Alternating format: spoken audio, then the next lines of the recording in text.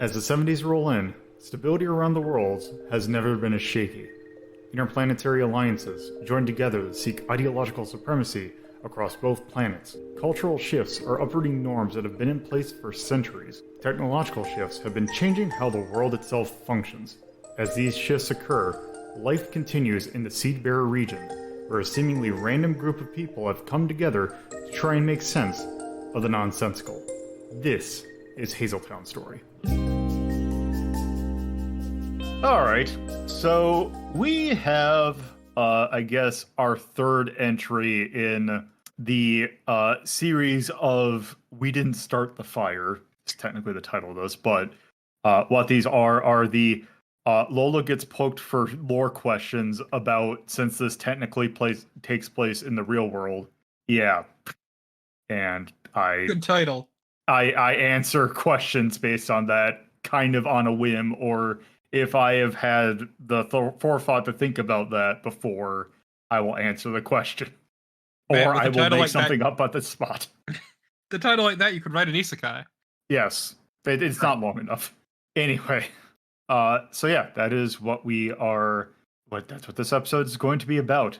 Last couple ones we did mostly dealt with history of like the stuff of the worlds that take place in Hazeltown universe. First one was basically going up to what is equivalently the 1800s. The last episode we did of this kind of went up from the mid 1800s to current day. So we're kind of just actually talking about current day Hazeltown Story in this episode, which if you are not familiar with the lore of Hazeltown Story, it is the year that this takes place in is 2070, which is equivalent to 1970. Give or take a few years in terms of technology-wise, but I would guess socially / history-wise, it is 1970. Give or take a few decades in certain things, because some things didn't happen, which makes things a little interesting. Culturally, we are the 70s. Culturally and aesthetically, we are the 70s. Yes. Sort of. So given that we yeah, I don't have a good way to go on that. So we didn't really have a specific thing. So does what exactly, how should we start this off? I guess let's start off with the spheres of influence and nail down what is the current political climate of the two planets at, at the time of where our plot is. Okay. So I guess we'll kind of start closer to we'll start basically where Hazeltown is. I need to sit down and actually come up with the names of the specific countries or nations within the Seedbearer Union, because the Seedbearer Union itself was essentially a collection of tribes that kind of throughout the years conglomerated into a single entity, or at least not a single entity, but like a federation.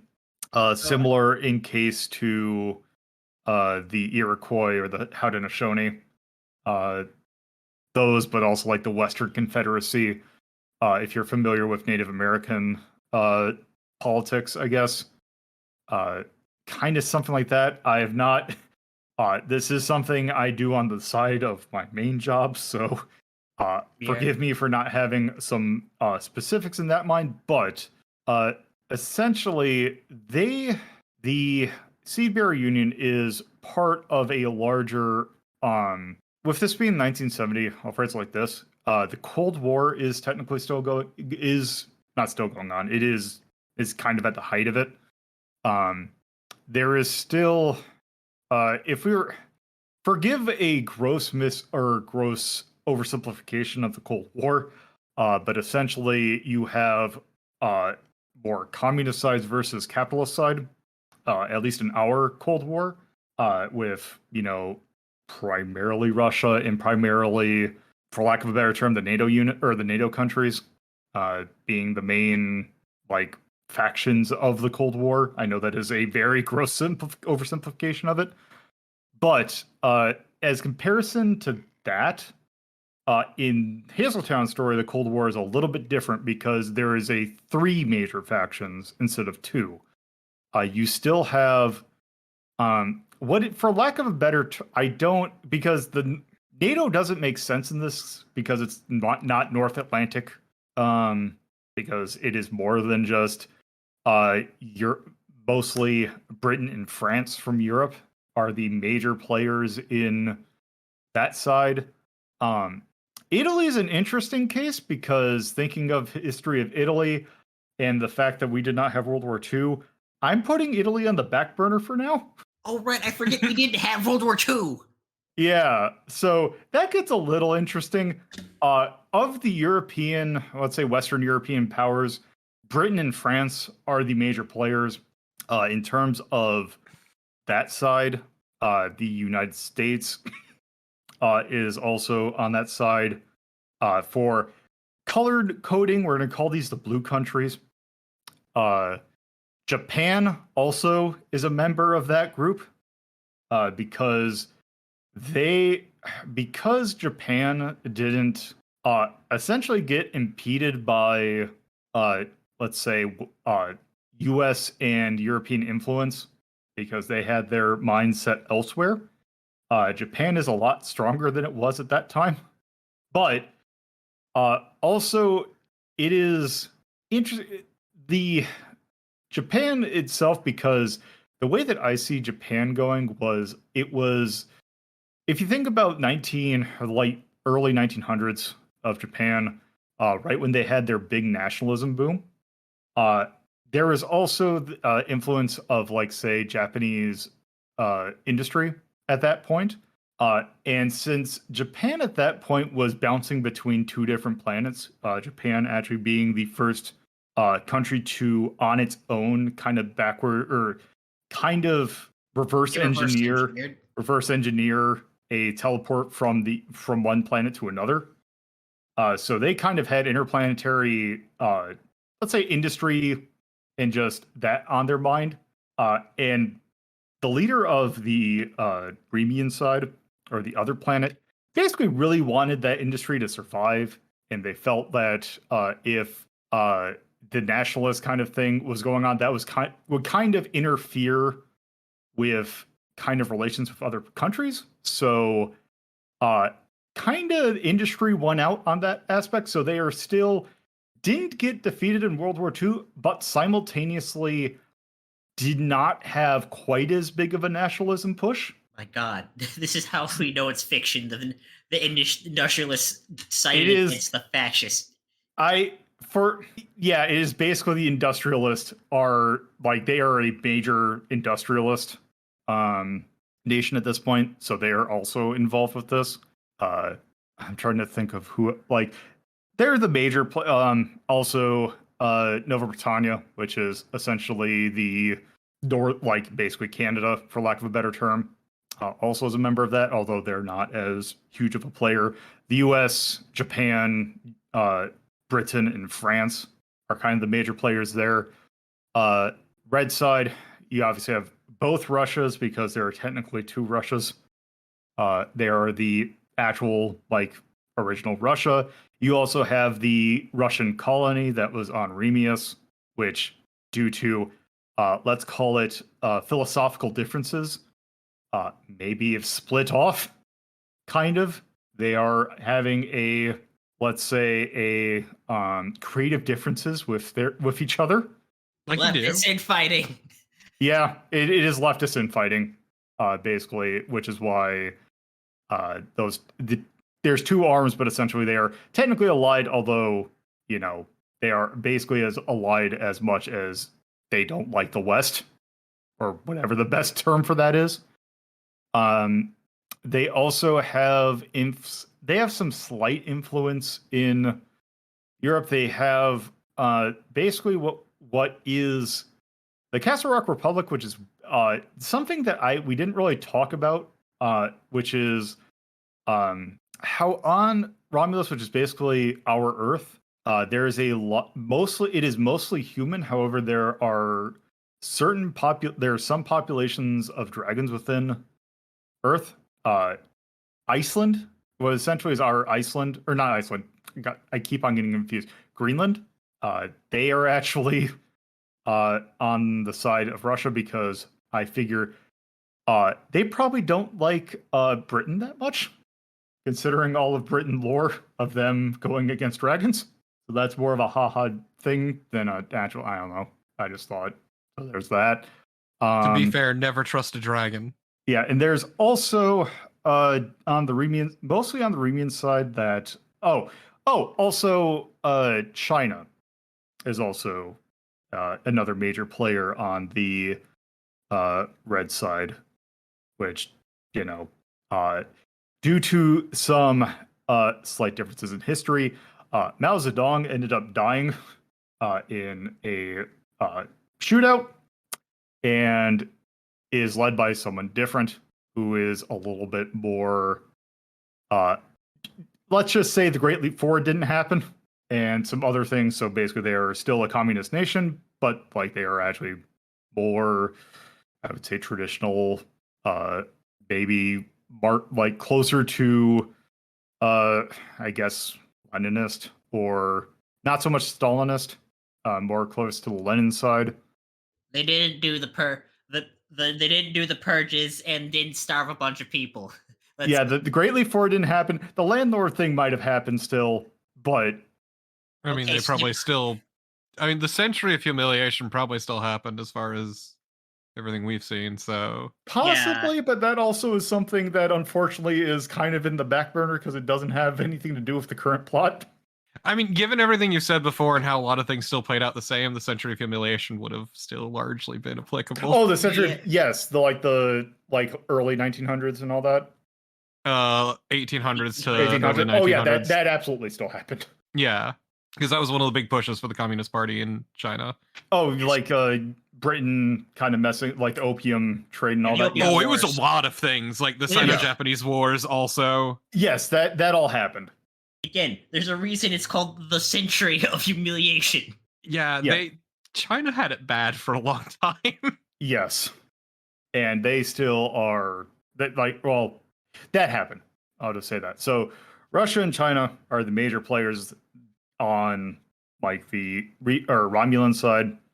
The Remian, which are by the URSS, which is the United Remian Social States, are kind of a major player there. They have influence in a few other countries, like say Life's Canopy.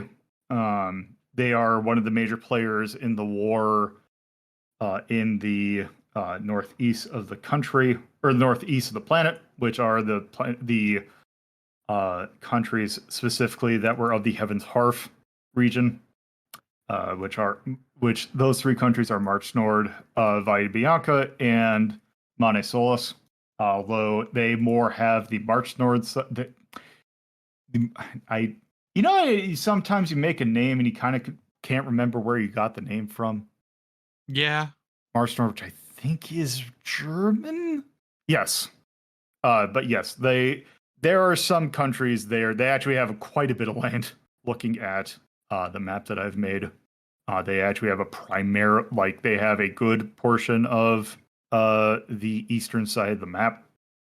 So they are both the. I should also say, speaking of the Remian side, which is the side that Hazeltown and the Sea Bear is on. I keep on getting my tabs confused.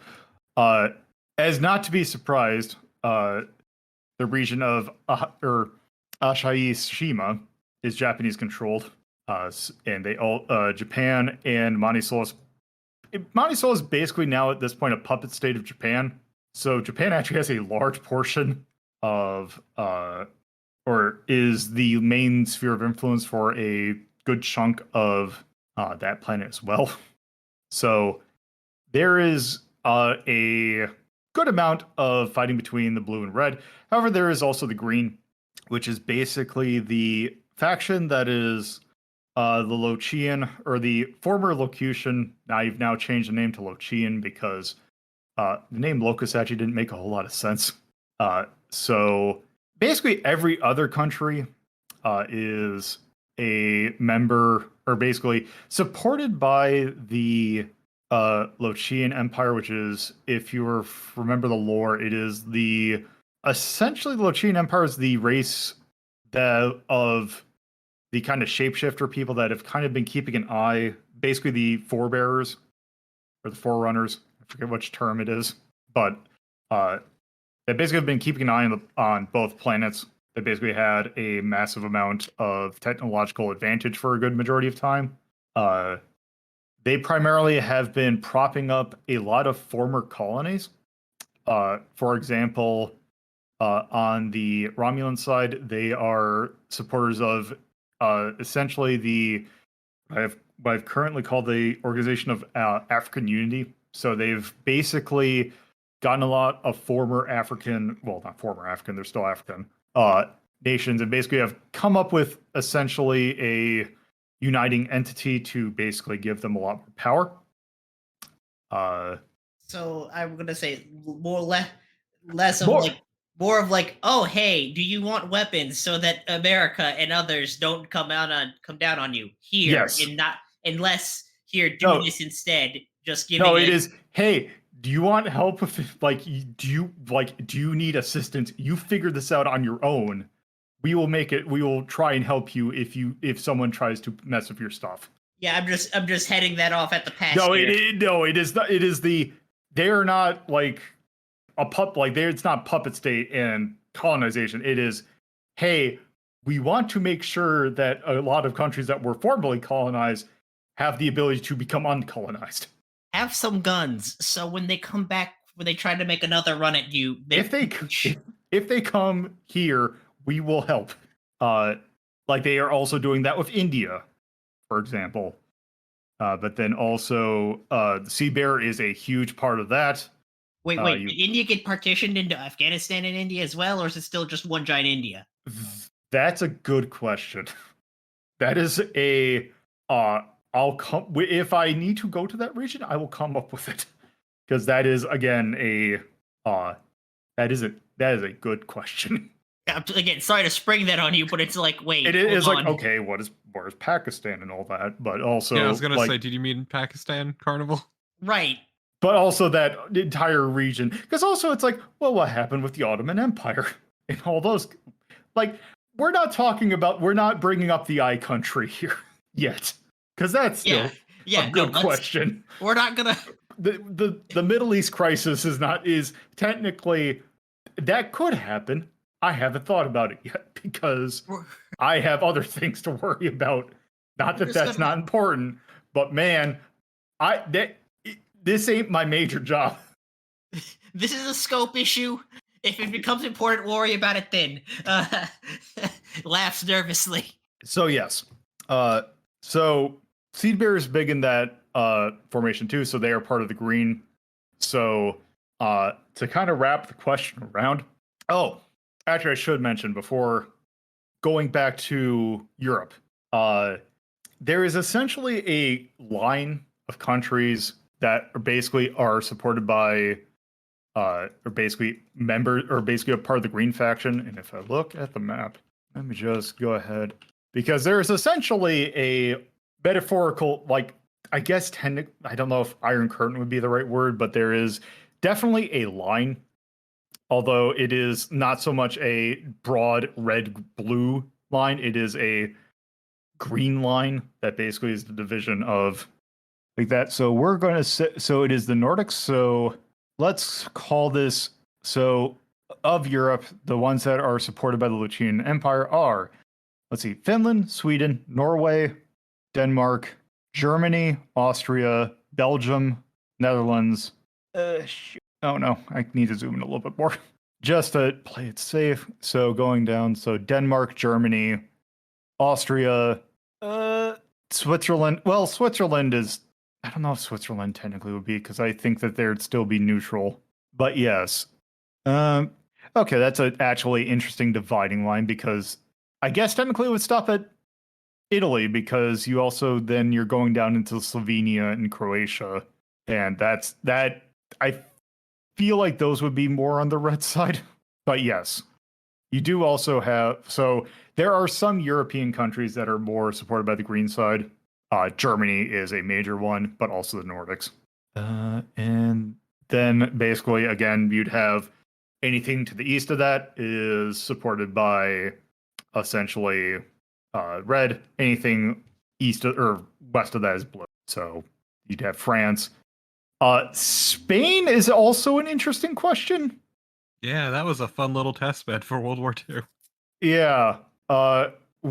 Say Spain is also in an interesting state of flux right there, as well as Italy. Okay, but what about Finland? Finland. So Finland is green supported. I imagine they're probably not too happy with Russia. I mean, given their repeated wars, yeah. Yeah, so they are supported by the Latvians because they aren't allying with Russia. So there's essentially a rundown of your major spheres of influence. The Winter War was a good time. Yeah. Yes. Yeah. So that's kind of at least there. I guess if we're talking spheres of influence, it might be noted, like, since we are talking about the fact that this is currently the Cold War, there is obviously still some conflicts going on at this point. Let me bring up my map.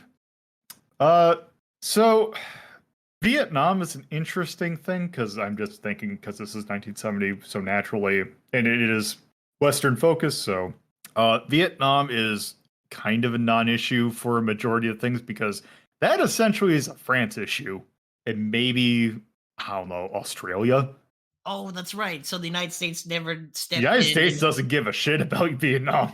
Because they have, essentially, United States is currently focused on uprisings in probably Manisolos. Or they have their sites either in like Life's Canopy or Manisolos at this point. Okay. Maybe in the Valle Bianca region. But yeah, so Vietnam specifically is primarily a France and Britain issue. Maybe US slightly supports it, but they're not pulling the same push that obviously they did here.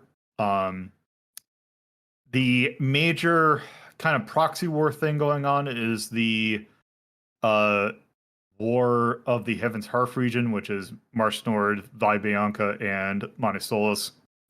Eventually, those three countries were kind of united under a current or a kind of a council. That council is disbanded, and due to kind of influence from various other regions, March Nord is going more to the red side, Manisolos going for the blue, and then Valle Bianca is having a fun time picking between the three.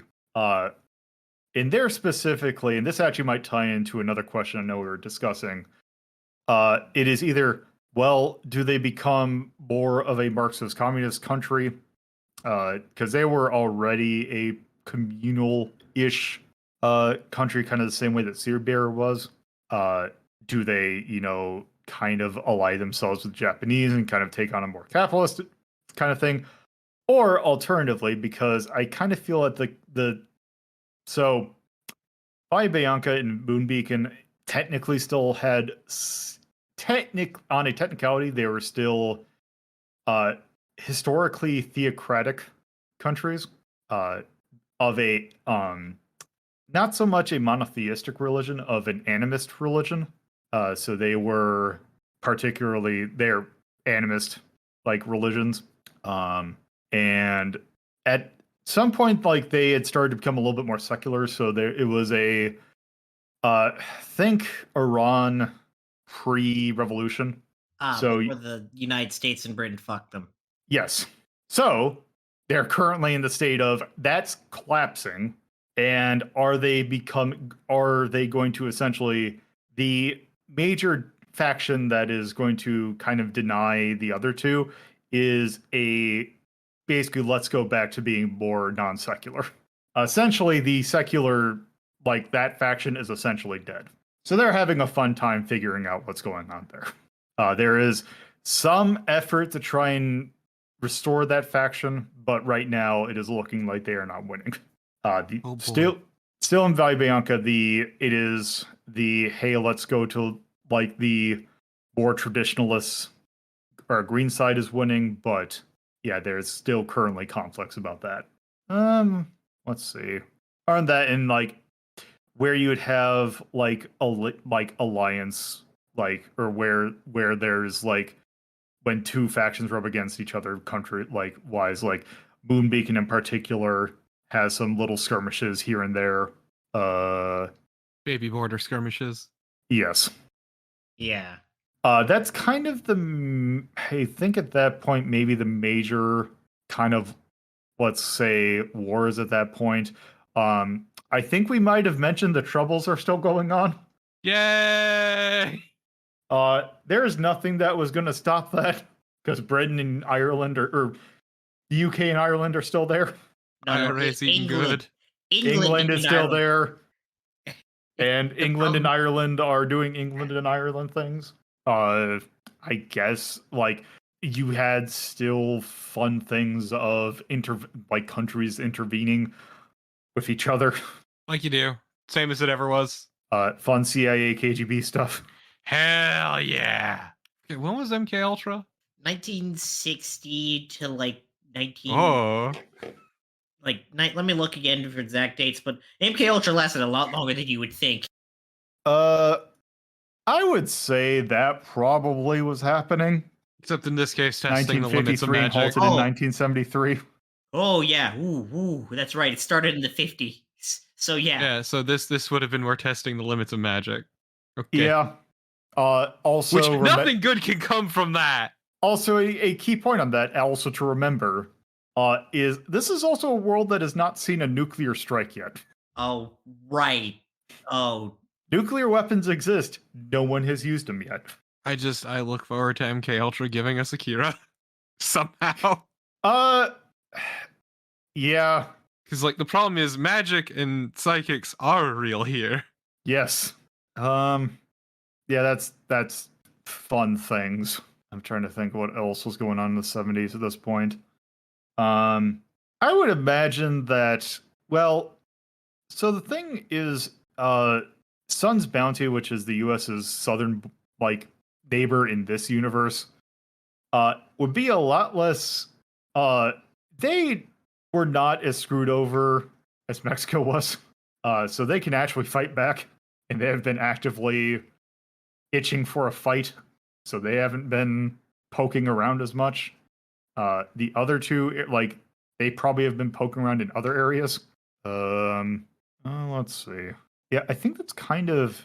I'd imagine in the Japanese controlled areas, you probably have some fun activities from the JRA, because they're still active. Oh. Yay! Oh no. Oh man, Imperial fucking Japan dealing with the JRA must be a beautiful thing. You also, to fully come out with the list, because they were also, I believe, allies. The Red Arm, or I forgot what the Bader Meinhof group is.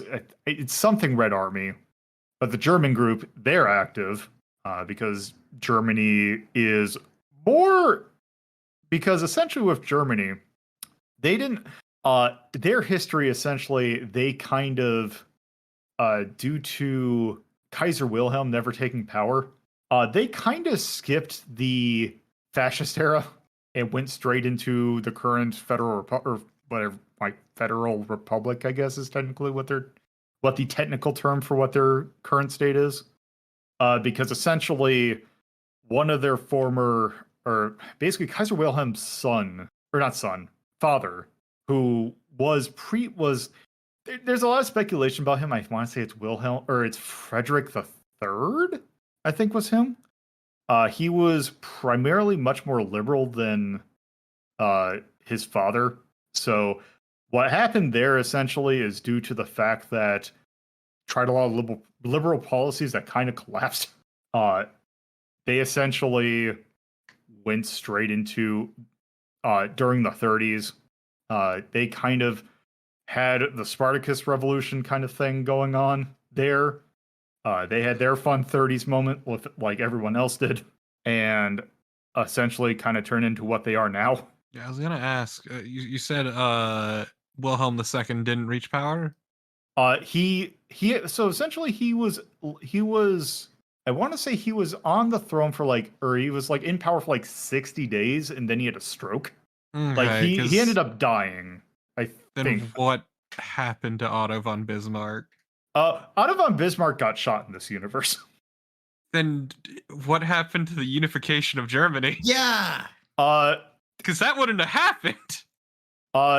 Well, or did he get shot right after, like, basically unifying Germany? And he then... got shot in a very convenient for me time. Let's just say either. This is why, if I had the time and this was my primary thing, I would scrub all actual names from this and come up with something else. So what you're saying is, if in the event that we end up doing another project like this at some other point, you're just never going to, like, this is they could be superficial. similar, but not the actual thing. Oh, look at this, my fictional country of Germany. Yes.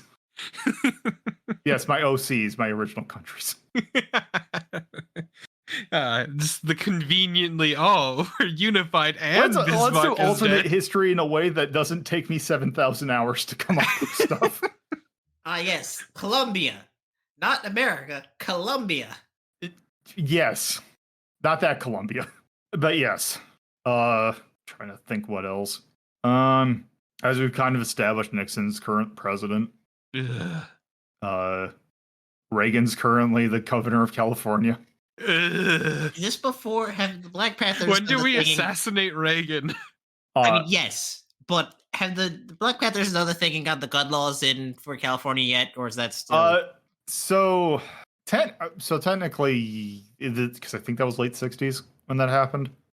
So if they are still active at this point, because also the thing now is Seedbear has been a little, let's say, friendly with them kind of crossing the border, because technically they've already that has been established in a mission already. Well, yeah, that's right. I forgot we did say, yeah, Black Panthers, just kid over here, nice. And Fred Hampton might still be alive, actually. Yeah, we did it. But yes, that's probably still happening.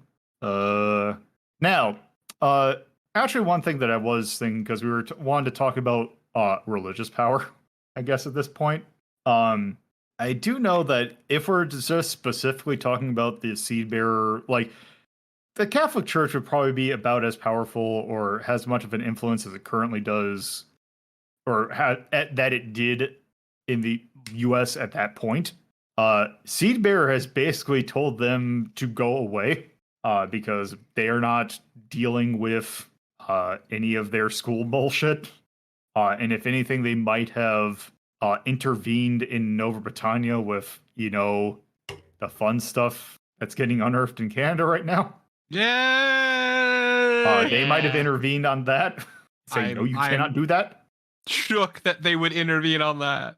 And I do know that part of the thing with Seabear is that they have had deals with local, like, the leaders of tribes that would be still up in like in particular Caribou, like of the natives to Nova Britannia, like those tribes, they have had deals with them that they basically have free passage into the country. Makes sense. So as hey, you're kind of in a rough deal, and you also might have been part of this tribe, if not for or you might have been part of this at this point, but due to political reasons, might have that kind of gone there. But you are welcome here. Did I misspell? No, I didn't. Okay, I was looking at Seedbear, and for some reason that word, I just thought I misspelled it. But no, there's that. Seedbear, I haven't really thought exactly what the most, like, I would imagine had, I don't know if a religion's the right word, but they had, like, kind of like how with the Iroquois, a large, like, part of that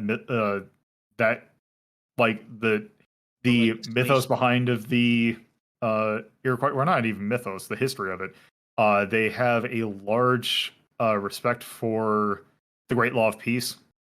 There, Seabear kind of has something similar, where they have a basically the law of the land that was maybe originally religious. That is still kind of a core of the country. Although when I say religious, it is technically of a religion. Although it is more of a, I would say more of a discipline than a religion. As your consultant, I was gonna say this is probably something that we're just gonna say this thing that results from the of a living group is just yes, this is still there, but we can't comment on it because Yes, it is a thing that again I do not looks at hands have the good. I need to think about that. But yes, there is that.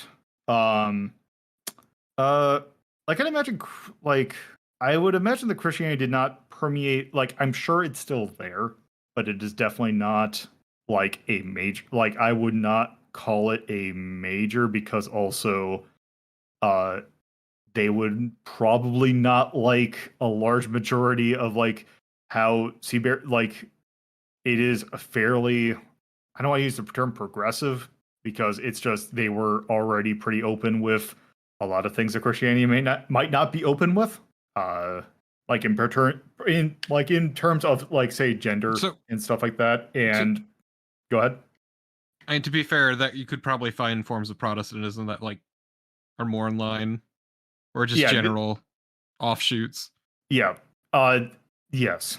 But It's like, not. Are you talking in terms of Catholicism proper and the papacy? Yeah, the Catholicism probably does not have a major input, but there might be like Protestant groups that still exist. What about the Mormons? The Mormons. Oh God, that's right, because the Seed Bear region is right in the middle of. So So I think Utah technically is still part of the U.S. Yes, given the weird U shape. Yeah. I don't know. Like in terms of like, I don't think they would specifically get in trouble for their lifestyle there. Like I know they wouldn't get in trouble for like. Actually, yes, they would. The issue is Mormon missions. Mormon missions. If they try to like forcefully like try and convert a section, basically, if they were told to go away and they didn't, there would be major trouble. Because yeah, that's the problem with Mormons specifically is the missionaries. Yeah, they probably would not be happy. Because in the whole thing about of like saying, oh, if they're told to go away and they didn't, it's like no, they'd be screwed. They won't. I've seen podcasts about Mormon history. They didn't. Yeah, no, they would be either forcefully exiled or they would be othered. The Mormon crackdowns. Yeah. I mean, that happened in let me tell you that happened in Missouri. Like there were so many times that the literal state of Missouri went to war against the Mormons because the Mormons also had their own like army that they had, and it was wild. So one thing that actually speaking of that, because I think it might be relevant here, because I think this might actually come up in this might have technically have already come up, but it actually going forward definitely will come up. So one thing that I was thinking about for the Sea Bear thing is that when it comes to, because they are trying to reform essentially crime stuff, like they are more rehabilitation of like if someone commits a crime, it's like they are very much of a restorative, not a retributive. Yes. With one exception, which is if you try and do a crime as a member of an organization. So if you like say, because basically there was like a major political upheaval around the 40s, where they had they had an army, they had a police force, like that was like say traditional at that time, but got maybe a little corrupt. And there was a not like there was a like, hey, these suck. We need to kind of rethink how we do things, which is where DPass comes from, which is where the other departmentalized and how they're trying not to have a police force that's less a police force and more of a, hey, we're here if you need help, and less of a that kind of thing. Like I forgot what the term is, but like the community-based organization. Yes, trying to go more that route. However, at the time they were still dealing with some organized crime problems, so they had to think where basically we now classify crime based on the intent of how they were committed. Whereas, like, say, if you just did a personal crime for some personal reason, you will have a different outcome than say, hey, you did this on behalf of a hate group, or on behalf of like Cygnus, or on behalf of a mafia group. Then you are basically attacking like one organization attacking the council as a total, which is a warlike group action. Oh, so you're saying that they take, if you're acting as part of a group, that you're committing an act of war against the entire country? Yes. Lolo, that's impressively that's God. Welcome. Okay, but then what happens to spies? Yeah, Lolo, this is really interesting. But this brings up implications of things that are, because what about foreign actors? Yeah. Because then you'd be declaring war on another nation, which is a bigger. So let's I would imagine that there would be a, hey, we'll let this slide so that we're not constantly in a state of war. As a, hey, we know this is going to happen. We'll play it stupid. But let's just say it might give us some incentive on doing other things. But in regards to spies, probably not. But if you're like, say, hey, you are let's say you are part of a mafia group. Like, no, you get that's when the bad stuff happens. That is like they don't really have they're that is the, hey, we're trying to get rid of jails, but there are some cases where it's you are now a prisoner of war. But yes. That has implications that we need to discuss. We need to go Maybe over. It's not like finally it's time for the seed bearer untouchables. Yeah, that is essentially a thing of hey, if you are basically acting as a group that is trying to terrorize the nation, basically it depends also upon what the group has done, because if it's you are a citizen acting on behalf of your other fellow group, then that is still a personal action. So it recognizes hey, if you are a member of the populace that is acting against as a way that you did not have a proper outlet.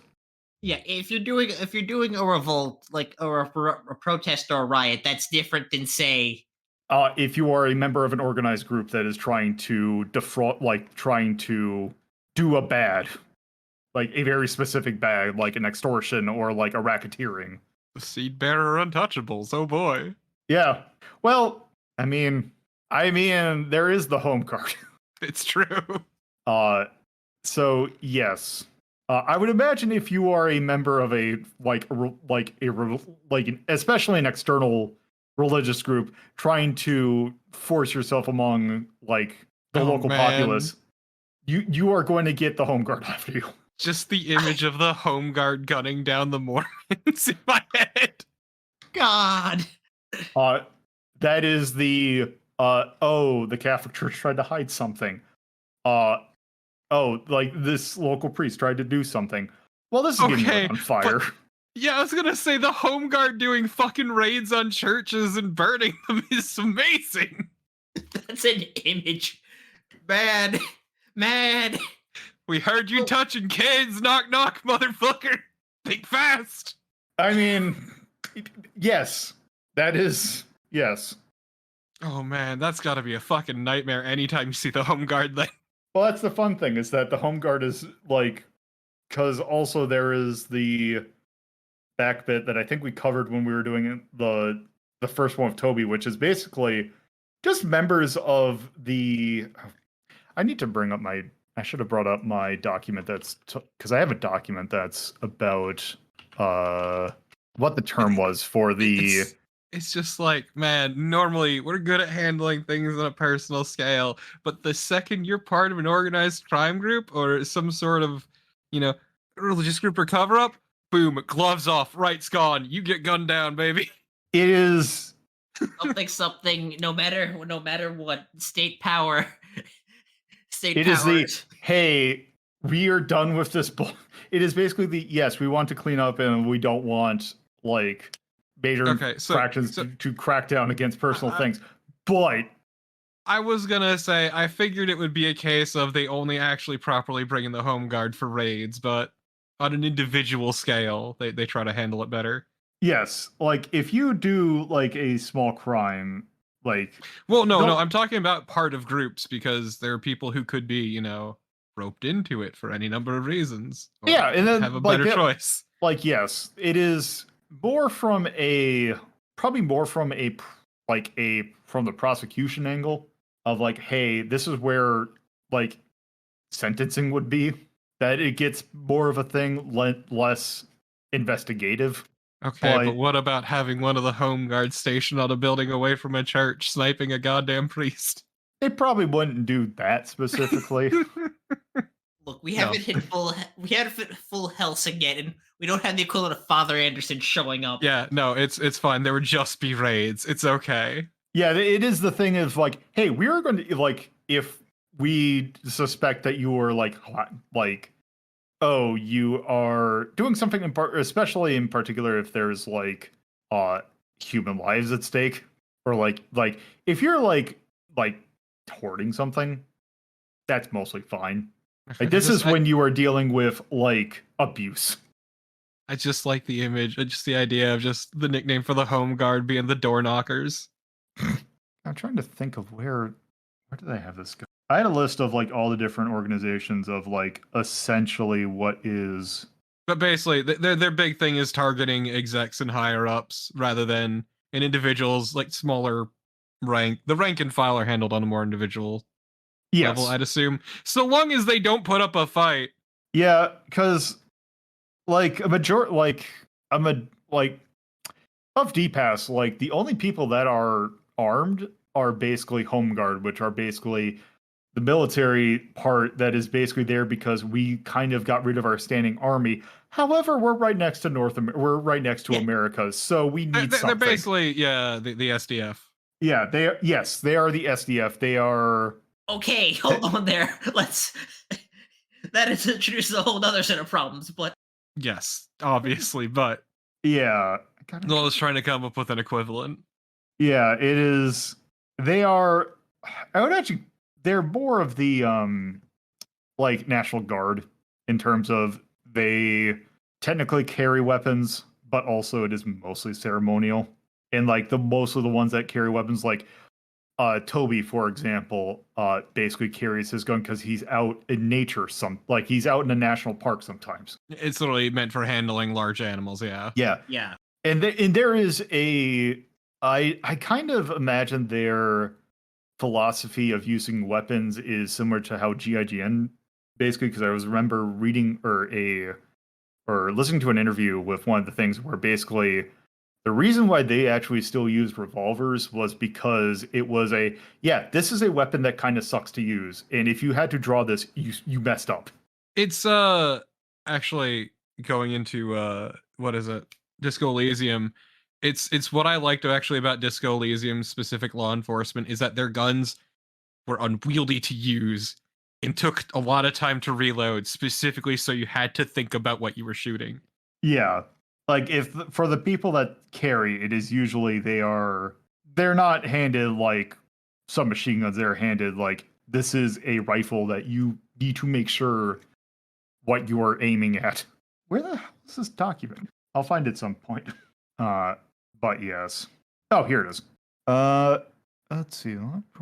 Yes, members of the Public Safety Agency, which is kind of the major like organization that deals with, the departments that include. Let's see. Actually, I had the list security. Actually, from the lore here, Law enforcement in the CSEN does not follow the traditional model of policing, as no village or province in the CSEN has a police department, but instead has multiple separate departments tasked with specialized tasks. While they are all enclosed under the public safety umbrella, they all have separate directors, and any negligent collusion between departments is expressly prohibited. The CSN's fire department and healthcare providers are under the same umbrella. Some departments include Department of Transportation Safety, Department of Public Health, which is primary healthcare, Department of Emergency Assistance, Fire and Urgent Medical Emergencies, Department of Criminal Investigation, does the actual investigation work, Department of Personal Assistance and Safety, which is DPAS, and Department of Animal Safety. So yeah. Oh man, it sounds like a bureaucratic nightmare. Yeah. Let's see. Oh, actually, specifically, anytime anything needs to get forwarded between departments, internally, I'm sure they function just fine. I would imagine. So there is no like difference between federal and state. It is all federal, so there is predetermined like, hey, we know who is covering what. So you don't have. We know who's covering what, but when things need to be forwarded between departments for, say, specific criminal investigations, or when something has to move over to investigations because of. So essentially, I kind of figured that there is very little overlap. So it was designed specifically to that. It's like, hey, we know who is covering this case because all investigation is done by the same branch. There might be people with specialties, but for the most part, it's all the same branch. No, I meant in case something pops up in one branch that needs to be forwarded to another. Like, say, if Toby's department comes across a murder and then has to move all information from that over to investigations. Well, I feel like they're still tight. Like, that is all able to be transferred between. Either way. But yes, very little things. I did also have a note here. DPAS and DCI agents are given lethal armaments only under extremely rare circumstances. At most, DPAS officers may be given mace, although a utility knife is provided for every agent, but that is primarily for utility use. Self-defense oriented martial art training is part of DPAS and DCI training. Should a situation turn nasty, members of the home guard can choose to arm themselves with handguns should they meet the high requirement of marksmanship and temperament needed. I forgot a word. But yes, it is very much technically they can carry guns, but it is also more of a liability because they also have to keep track of everything and also maintain like the ability to use it properly. And then since everything is a volunteer army, yes. Not army, but like everything is DPAS since it's completely there is no draft. Service. This is completely voluntary. Oh no, the martial art they learned was Hokuto Shinken. It's probably judo. It's probably judo, or yeah. I kind of feel like it would be judo. It's the usual go-to, sure. Also, yeah, I forgot this is also where I denoted what the legality of drugs in the CSCN or the Seabear region is.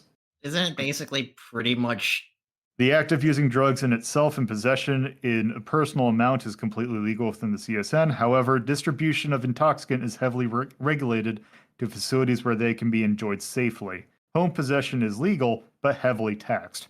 So yes, possession is fine. You're probably not going to get in trouble. But if you distribute to a group that's not supervised, you'll probably get in trouble. But like, hey, there's like safe injection points. There's safe, like, hey, if you want to do something here, we'll keep an eye on and make sure nothing happens. Right. And also firearms possession. Yeah, because this is when we were dealing with the fun groups. So yeah, there is that. Any other questions that come up? We did sort of mention religion, but what are what is the general state of religion, I guess? So, especially with people that come from the Moonbeacon and the Heaven's Hearth region, animism, or there is various branches of animism that is particularly popular. I believe the term, or the one that I know Rhapsody and Lomi follow, is Banukian animism, which is named after like a particular person who came up with the foundations of the religion, which are pretty in terms of like it's a lot of trying to think of a term how to describe it. It is very eco. A lot of the religions are basically like, hey, don't harm the environment, don't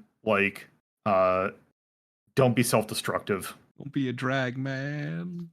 Yeah, So I'm like guessing it's a lot more less organized as we think of it, and more something closer to like. there's some organization to it. Like there's definitely like I'd imagine temples and like Yeah, I was saying more like organized in the sense of like something closer to like Hindu practitioners, where it's like you can go between two different villages that are 50 miles apart and have wildly different interpretations of everything, but you can still see the general shape of things still pretty being. much. Yeah, because there is like the kind of teaching or like kind of groups you'd seen in like Vi Bianca are different than the ones you see in Moonbeacon, but they're kind of similar. Maybe have different similar structures and how they practice, similar codas and all that. They're just different sects. Yes, it's basically different sects. That's kind of the major one that I think of. There probably is other regional religions that are in the hey, I have not been able to think about this quite yet. Okay, that's something to shelf for another time then. Yeah. So yeah, that's the main one because well, we're actually running into people that observe that. I'm just trying to think of like the people that are in like you have come across. Like I would say like definitely thinking of like Lila is an interesting case because like with her parentage where her father is Catholic, and her mother is I would imagine Hindu, because she is Indian. So I definitely imagine her as a lapsed Catholic. Trying to think of the other ones. The other ones I can't really think of much religion wise, because either they don't know their past or just weren't really religious. I'd imagine Radia probably had some Catholic or like probably had some Christian upbringing. So I believe if I remember correctly, Nigeria is primarily Christian. Although I know, well, actually, I shouldn't say that because that is another fun thing that's happening recently. Because I know there is that is one where there is I think it might be starting to shift whether or not Muslim or Christianity is kind of getting majority there. Let's look it up. So I want to say there was actually a recent thing there that there are some incidents in terms of treatment of Muslims there, but I want to So, say when I was looking it up, it was primarily Christian. from a survey according to based on 2028. Okay, here we go. Based on a Pew Research Estimate survey from 2020, Islam is 51.1%, Christianity is 46.9, with 1.5% being traditional / other faiths. Yeah, I also want to say that now that I think about it, I believe that is also a dependent upon what part of the country you're from. Yes. And that she was from Lagos, which I believe when I looked up the general like consensus there, I believe that was a majority Christian, but I could be wrong. Let's But look. but And also in the long scheme of things, I'd imagine she's not practicing. yeah. But Yeah, as so a it looks as like it's a very good split based on the individual states of Nigeria you're from. yes. So I'd imagine she'd had some sort of religious upbringing, but she is not practicing. Because that kind of covers Rapsy Lomi, Radia. Bibli is that is a who knows state. Lila. Theron, I'd imagine Theron is atheist. Uh and then Cass is again I don't know. And then of like the other people you've come I think across, Cass would be more like agnostic at best. I don't think he thinks about it. That's what I meant. Yeah. Yeah, Yes, like in that case, that, he is agnostic. yeah, that's still considered agnostic if you don't ever like consider it. Just trying to think. Like, I'd imagine Toby is probably. I Toby's father is a practicing. His thing was basically like, I know his father was a religious man of some sort. I haven't quite fully determined which kind. I'm just trying to go through my head the other. Like, I know we've talked about in the past, because I was trying to think, because the person who had the secretary, that the magazine guy, because I was just trying to think of him, because I know we had talked in the past that while technically the Aztec group, or like Aztec, technically still existed because it was able to kind of like live its life. Obviously, there are still like ties to like probably older religions, but they don't like practice. They're not sacrificing people's hearts, is what you're saying. Yes, they have. It has gone through shifts over time, but I imagine there is, as far as I can tell, there was nothing that causes like a major shift. There might have been a natural like population like thoughts shift, but it wasn't like a hey, you are now Christian. And that's kind of the ones that I can think of. Like, obviously, Judaism exists, like Muslim faith exists. The state of those two are, let's just say question mark, because we have not really discussed what happened in those regions. I'd imagine there's still probably some influence in Northern Africa, but I would imagine that, I don't know. I hadn't really thought about that, and that is a question that I would need consulting on, for lack of a better term. So yeah, I think that's probably what I was thinking of for religion. That's all I can think of for this session. You got anything else you can think of, Torpid? Not off the top of my head, no. All right. Well, I guess with that, that's kind of what I can think for basic current events. At least in terms of a political stance. Oh, I forgot. So what is like the Seedberry you mentioned? It's all like one. It is one federalized state, but so like, Yes.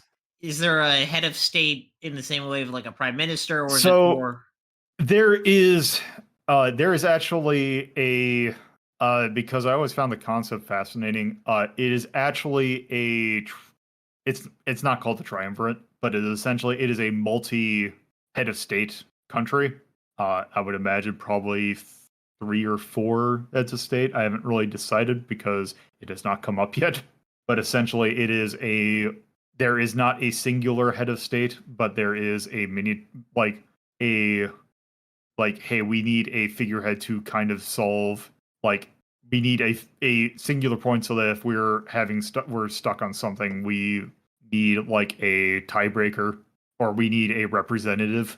So there is Okay. I would imagine a odd number, so probably 3 or 5, but yes, because I'd imagine it would be a council like of representing of the various states that this kind of became, that basically it probably might be one from each tribe, that they act as a council. All right, makes sense. I have not fully figured out how I'd want to do that, because it's a lot less of a I kind of feel like the seed bearer is a lot less, not so much that it doesn't have representatives, but it's not done in a way of like you can elect, like, It's it's not a like, you don't have like, oh, this is my legislator. It is, hey, the people who make the laws are like, you are dedicated to making the laws, and that there is a different group that is responsible for, like, I haven't quite figured out yet, because I'd imagine it's less of the people who make, like, it is, if you want to like make a law, you would need to, one, the law comes from someone who works in law. So it is not just hey, anyone can become this thing. Technically, you're not like guarded from it, but you need to be in this profession. And it's a lot of, hey, the people who are responsible for making laws are people who work in law. The people who are responsible for like acts of war are people who are like responsible, or like basically soldiers and all that. So it's a lot less of a like parliament. It is a lot more of a, I don't know if it's the best way to describe it, but there's that. It is the kind of thing that is fun to try and describe when all you've had this and is just in your head. Yeah, because that brings up a question of like, okay, if that does seem like it kind of has a self-selection problem in terms of like how if your people don't like, I'm not saying the whole electoral part of like a council republic or a democratic republic or like representatives making laws and such. It just seems one of those like if only people have certain education and ability to get to law make law. Well, it, it's there is like an aspect of like, hey, if the populace thinks that there should be something, it is when you are coming up with writing the law that you basically go to them. Oh, okay. So like, it's the populace can sense things, and if there's enough of an overswell, things can happen. It's more of just you go to law writing person to actually write the here's how Yeah. this works. So like the person who would be like the person in quote unquote in parliament, like, or for lack of a better whatever the term would be, isn't just, hey, I'm elected based on, there is no person to have a beer with. It is all just people who are professional in that kind of thing. Like, it is not just the president is whoever we feel like it. It is you kind of become this thing because there is like a sense of like people who are trained to do things are the ones who do things, if that makes sense. Yeah, that makes sense. And definitely it's something that like would have to have more discussion just to get a better idea of. But I think this is for the scope of this. We can probably leave it there for now. Yeah.